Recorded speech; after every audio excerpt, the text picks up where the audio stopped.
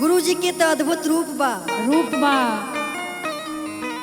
काला नाग और काली जटा रूप विकराल बा। उनका रूप की जितना बखान करल जाओ उतने कम बा। हाथ में डमरू डमडम बाजे, हाथ में डमरू डमडम डम बाजता। जय हो।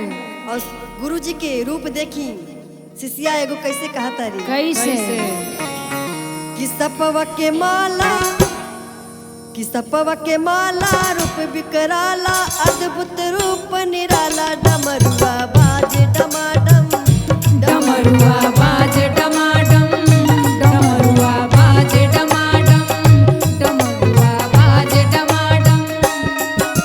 शिव मत वाला भोला भाला, रूप गजब विकराला, डमरुआ बाजे डमाडम, डमरुआ बाजे डमाडम, डमरुआ बाजे डमाडम, डमरुआ बाजे डमाडम।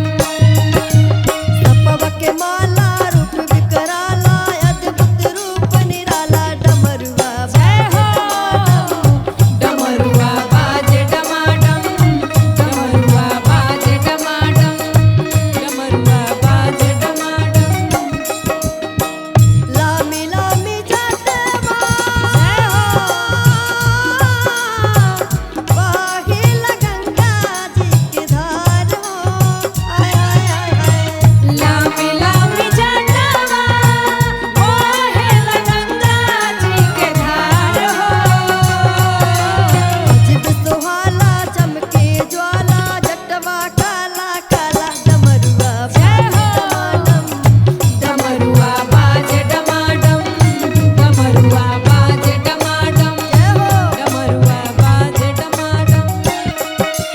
सपवा के माला मिर्ग के छाला, अद्भुत रूप निराला, डमरुआ बाजे डमाडम, डमरुआ बाजे डमाडम, डमरुआ बाजे डमाडम, डमरुआ बाजे डमाडम।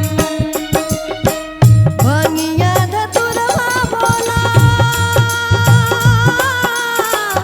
करेल दिल से पसंद हो, हाय हाय भांगिया धतुरवा भोला, करेल दिल से पसंद हो।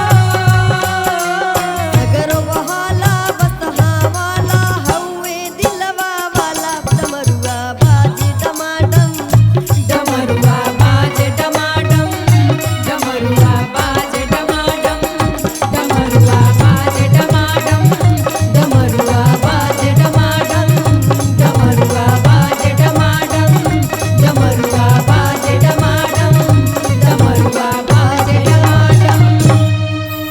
प्रेम से बोली शिव गुरु महाराज की जय हो। नीलम दीदी हरेंद्र भैया की जय हो।